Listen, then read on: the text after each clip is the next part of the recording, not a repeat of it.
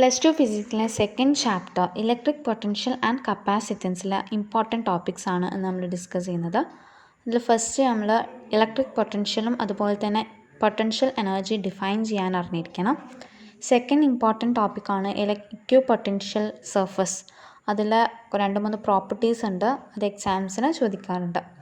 Next important topic എന്ന് പറയുന്നത് കപ്പാസിറ്റൻസിന് എന്തായാലും ക്വസ്റ്റ്യൻസ് വരുന്നതാണ്. കപ്പാസിറ്റൻസ് കാൽക്കുലേറ്റ് ചെയ്യാൻ, അതായത് എഫക്റ്റീവ് കപ്പാസിറ്റൻസ് സീരീസിലും പാരലലിലും രണ്ടും കൂടി മിക്സഡ് ആയിട്ട് കോമ്പിനേഷനിലും എഫക്റ്റീവ് കപ്പാസിറ്റൻസ് കാൽക്കുലേറ്റ് ചെയ്യാനും ക്വസ്റ്റ്യൻസ് വരാറുണ്ട്.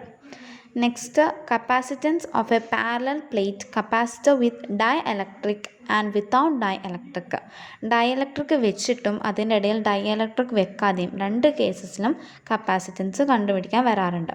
അതാ പറഞ്ഞത്, കപ്പാസിറ്റൻസ് എന്ന് പറയുന്ന ഇമ്പോർട്ടൻറ്റ് ടോപ്പിക്സ് ആണ്. കൂടുതൽ മാർക്കിനും ആ ടോപ്പിക്കിൽ നിന്നാണ് ഈ ചാപ്റ്ററിന് ക്വസ്റ്റ്യൻസ് വരാറുള്ളത്. അതുപോലെ തന്നെ draw the diagram of Van de Graaff generator അതിൽ ഡയഗ്രാം വരയ്ക്കാനും അതിൻ്റെ ഇക്വേഷൻസ് ഡിറൈവ് ചെയ്യാനൊക്കെ ക്വസ്റ്റ്യൻസ് ചോദിക്കാറുണ്ട്. അപ്പോൾ ഇതൊക്കെയാണ് ടോപ്പിക്സിൻ്റെ ഇമ്പോർട്ടൻ്റ് ആയിട്ട് പറയുന്ന സെക്കൻഡ് ചാപ്റ്ററിലുള്ളത്. അതുപോലത്തെ ഡെറിവേഷൻസ് ഉണ്ട്. ഡെറിവേഷൻസ് എക്സാമിനായിട്ട് വരുന്ന ഇമ്പോർട്ടൻറ്റ് ഡെറിവേഷൻസ് എന്ന് പറയുന്നത് 2 ഡെറിവേഷൻസ് ആണുള്ളത്.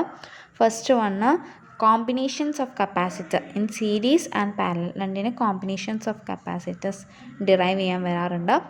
അതുപോലെ തന്നെ ഡെറിവേഷനിൽ വരുന്നതാണ് എനർജി സ്റ്റോർഡ് ഇൻ എ കപ്പാസിറ്ററിൽ സ്റ്റോർ ചെയ്ത എനർജി ഡിറൈവ് ചെയ്യാൻ ക്വസ്റ്റ്യൻസ് വരാറുണ്ട്. സോ ഇതൊക്കെയാണ് second chapter electric potential and കപ്പാസിറ്റൻസിലെ ഇമ്പോർട്ടൻറ്റ് ടോപ്പിക്സ് എന്ന് പറയുന്നത്. ഈ ചാപ്റ്ററിൽ ഈ ടോപ്പിക്സ് കവർ ചെയ്ത് പോയാൽ എന്തായാലും നമുക്ക് എക്സാമിന് ഈ ചാപ്റ്ററിൽ നല്ല മാർക്ക് കിട്ടും. അപ്പോൾ ഓരോ ചാപ്റ്റർ നമ്മൾ അപ്ലോഡ് ചെയ്യും. അപ്പം ആ ചാപ്റ്റേഴ്സൊക്കെ പഠിച്ചു പോയാൽ ഉറപ്പായിട്ടും പ്ലസ് ടു ഫിസിക്സിൽ നല്ലൊരു സ്കോർ തന്നെ നമുക്ക് നേടാൻ പറ്റും. ഇനിയിപ്പം പറഞ്ഞ ടോപ്പിക്സിനെ നമുക്കൊന്ന് ബ്രീഫായിട്ട് പരിചയപ്പെടാം. ഓക്കെ, അപ്പോൾ ഫസ്റ്റ് പോയിന്റ് നോക്കാം. Electrostatic potential. Electrostatic potential energy at any point in an electric field is the work done to bring a unit positive charge from infinity to that point without producing any acceleration against electric field. അതായത് electric ഫീൽഡിന് against ആയിട്ട് ഒരു ആക്സിലറേഷനും produce ചെയ്യാതെ ഇൻഫിനിറ്റിയിൽ നിന്ന് ആ പോയിന്റിലേക്ക് വരുന്നതിനെയാണ് നമ്മൾ electrostatic potential energy എന്ന് പറയുന്നത്. Next, equipotential surface.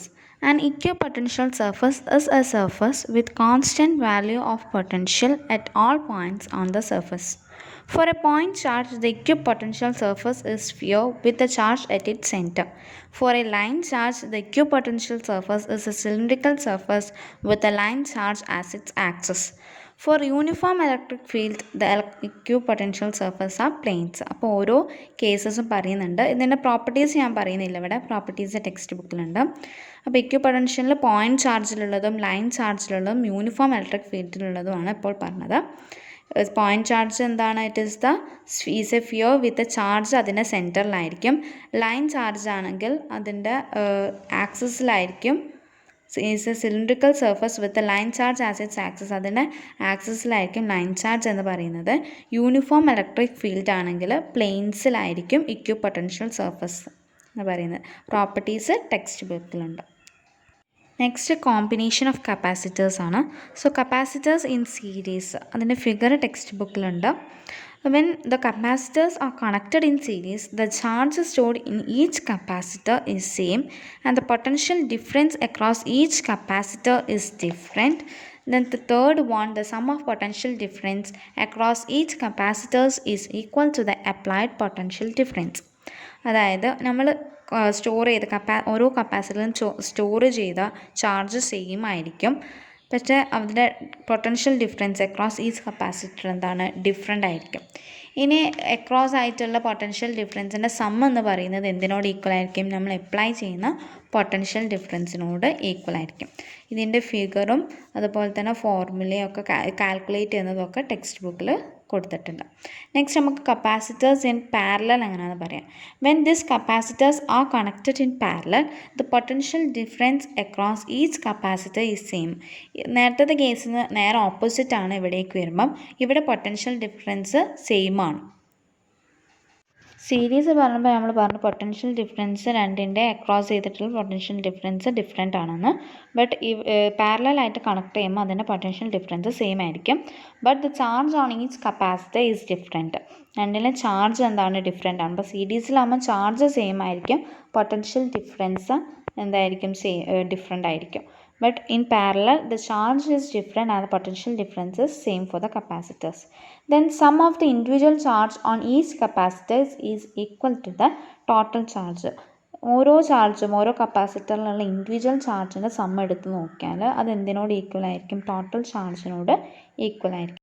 Next Van de Graaff generator ആണ്. അതിൻ്റെ പ്രിൻസിപ്പിളും വർക്കിംഗും ആണ് പറയുന്നത്. So first principle, the working of Van de Graaff generator it is based on the discharging action of sharp points and collecting action of hollow conductor. It is a device used to produce very high voltages, about 6 to 8 million volt with respect to the ground. It can be used to accelerate charged particles like protons, neutrons, alpha particles, etc. So ഇതിൻ്റെ principle എന്ന് പറയുന്നത് discharging ആക്ഷനും അതുപോലെ തന്നെ hollow കണ്ടക്ടറിൻ്റെ collecting action രണ്ടും കൂടി ആയിട്ട് base ചെയ്തിട്ടാണ് working of Van de Graaff generator എന്ന് പറയുന്നത്. And this device is used to produce very high voltage, വലിയ വോൾട്ടേജ്, അതായത് 6 to 8 മില്യൺ വോൾട്ടേജ്, ഗ്രൗണ്ടായിട്ട് നോക്കുന്ന സമയത്ത് 6 to 8 മില്യൺ വോൾട്ടേജ് വരെ ഈ ഡിവൈസിന് പ്രൊഡ്യൂസ് ചെയ്യാൻ പറ്റും. ആൻഡ് ഇതിൻ്റെ വേറൊരു യൂസാണ് പ്രോട്ടോൺസും ന്യൂട്രോൺസും ആൽഫ പാർട്ടിക്കിൾസും ഇതിനെയൊക്കെ ആക്സിലറേറ്റ് ചെയ്യാനും ചാർജ്ഡ് പാർട്ടിക്കിൾസായ പ്രോട്ടോൺസിൻ്റെ ഉടനെ ആക്സിലറേറ്റ് ചെയ്യാനും ഇത് ഹെൽപ്പ് ചെയ്യുന്നുണ്ട്. എക്സാംസിന് state the principle of working of Van de Graaff ജനറേറ്ററും അതിൻ്റെ മെയിൻ ആപ്ലിക്കേഷൻസൊക്കെ ചോദിക്കാറുണ്ട്. അതാണ് നമ്മൾ ഈ ചാപ്റ്ററിലെ മെയിൻ ടോപ്പിക്സ് എന്ന് പറയുന്നത്. Okay, thank you.